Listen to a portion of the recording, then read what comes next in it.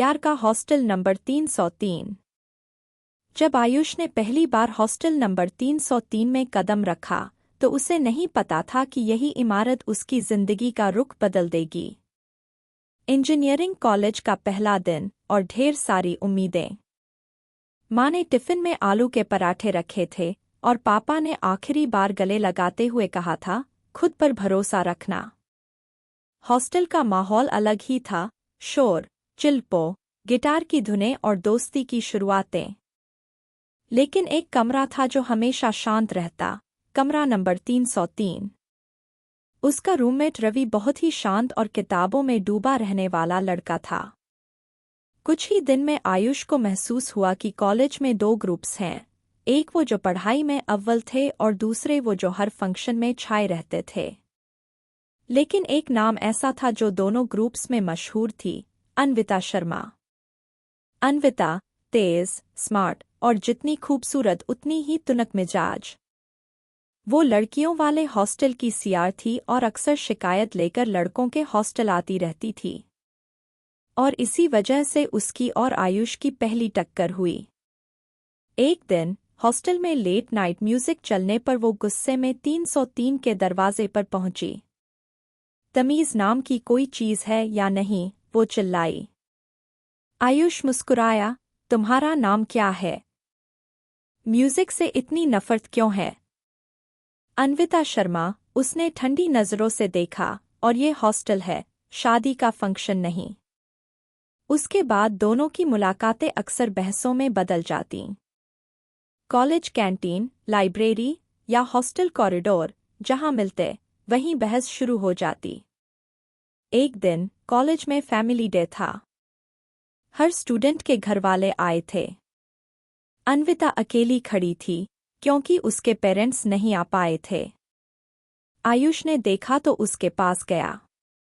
अगर चाहो तो मेरी माँ से मिल सकती हो, वैसे भी वो सबको बेटे की होने वाली गर्लफ्रेंड समझ रही हैं। आयुष ने मजाक किया। तुम्हें तो मजाकिया बनने का अवार्ड मिलना चाहिए, वो बोली, लेकिन उसके चेहरे पर हल्की सी मुस्कान थी। उसी दिन कुछ ऐसा हुआ जिसने कहानी का रुख मोड़ दिया। कॉलेज के एक सीनियर की आंटी आईं और गलती से आयुष और अन्विता को कपल समझ बैठीं। वो दोनों चुप हो गए, लेकिन तभी सीनियर ने जिद की कि वो उन्हें डिनर पर साथ लेकर जाएं। अब क्या करें? अन्विता ने फुसफुसाया। चलो, एक्टिंग कर लेते हैं, आयुष ने आंख मारी। और इस तरह एक झूठ की शुरुआत हुई। उस दिन के बाद कॉलेज में ये बात फैल गई कि आयुष और अन्विता रिलेशनशिप में हैं। दोनों ने सोचा कुछ दिन में बात ठंडी पड़ जाएगी। लेकिन हुआ उल्टा। लोग उन्हें साथ देखने लगे, कैंटीन में उनके लिए सीट बचाकर रखी जाती और प्रोफेसर्स तक उन्हें कपल गोल्स कहने लगे। धीरे धीरे दोनों ने इस खेल को निभाना शुरू कर दिया। लेकिन खेल खेलते खेलते दिल भी खेलने लगा। आयुष को अब अन्विता की आदतें पसंद आने लगी थी, उसका सीरियस होना, हर चीज को लेकर परफेक्शनिस्ट होना और उसका अचानक हंस देना।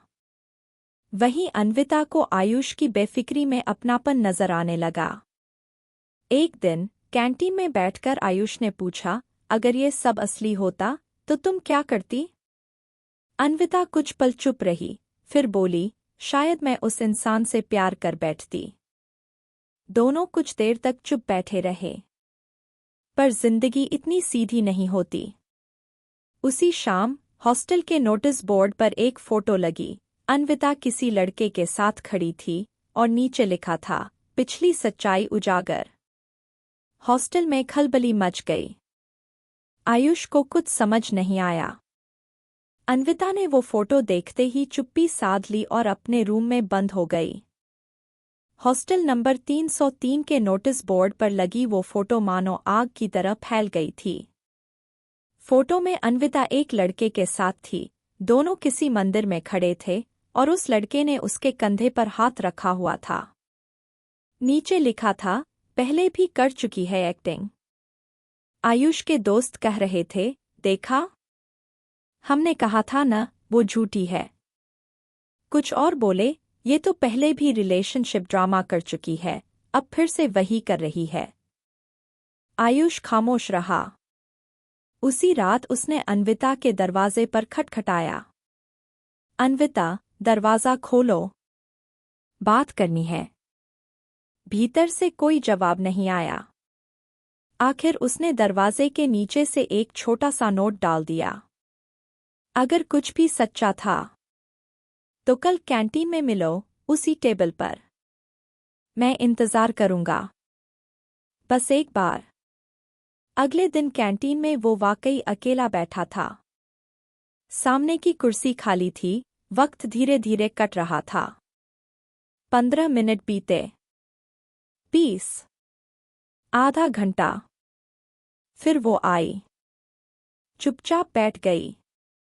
चेहरा थोड़ा सूजा हुआ था, शायद रात रोई थी। वो कौन था? आयुष ने शांत लहजे में पूछा। वो मेरा एक्स था, अन्विता ने कहा। हम स्कूल से साथ थे, 3 साल रिलेशनशिप में रहे। जब कॉलेज शुरू हुआ उसने मुझसे ब्रेकअप कर लिया, ये कहकर कि लॉन्ग डिस्टेंस उसके बस की बात नहीं। फिर? आयुष ने पूछा। फिर उसने मेरी कुछ पुरानी तस्वीरें सेव रखीं। अब जब उसे पता चला कि मैं किसी के साथ कॉलेज में कपल बन गई हूं, तो उसने ये तस्वीर वायरल कर दी।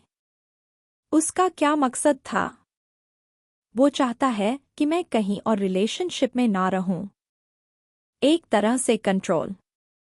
कुछ देर तक दोनों चुप रहे। फिर अन्विता ने कहा, तुम भी सोच रहे होगे कि मैं नाटक कर रही हूं। नहीं, आयुष ने सीधा उसकी आंखों में देखा, मुझे तुम पर भरोसा है। पर ये तो एक्टिंग थी, है न? उसने फुसफुसाकर पूछा। शुरुआत में थी, अब नहीं है। अन्विता की आंखें भर आईं। मैं भी कुछ महसूस करने लगी हूं, उसने कहा, पर मुझे डर है कि कहीं फिर किसी रिश्ते में टूट न जाऊं। आयुष ने उसका हाथ थामते हुए कहा, हर रिश्ता टूटता नहीं। कुछ रिश्ते खुद को जोड़ते हैं, तुम्हें भी और तुम्हारे बीते कल को भी। कुछ दिन तक दोनों साथ रहे, ज्यादा बात नहीं, बस एक दूसरे का साथ। लाइब्रेरी में साथ बैठना, कैंटीन में एक ही टेबल शेयर करना, हॉस्टल की बालकनी में चुपचाप शाम देखना। फिर एक दिन कॉलेज में कपल्स डे का आयोजन हुआ। सबने कहा कि आयुष और अन्विता को जरूर पार्टिसिपेट करना चाहिए। स्टेज पर जब उन्होंने माइक संभाला, सब सोच रहे थे कि वो कोई रोमांटिक शायरी पढ़ेंगे। लेकिन आयुष ने कहा, हम दोनों ने शुरुआत झूठ से की थी, पर ये कहानी अब सच्ची है। हर इंसान के पास एक बीता हुआ कल होता है, और उस बीते कल को समझना ही सच्चा प्यार है। तालियों की गड़गड़ाहट से स्टेज गूंज उठा। उस रात हॉस्टल नंबर 303 की बालकनी में अन्विता और आयुष साथ बैठे थे। अब तो एक्टिंग नहीं करनी पड़ेगी ना? अन्विता ने मुस्कुराकर पूछा। अब से जो कुछ भी होगा बस सच्चा होगा, आयुष ने कहा। और उन्होंने साथ चाय पी, सितारों की ओर देखा और पहली बार दिल से एक दूसरे का हाथ थामा, बिना डर, बिना नकल, बिना नाटक। एक झूठ से शुरू हुई कहानी ने उन्हें वो दिया जो शायद सच्चाई में भी नहीं मिलता, एक सच्चा हमसफर।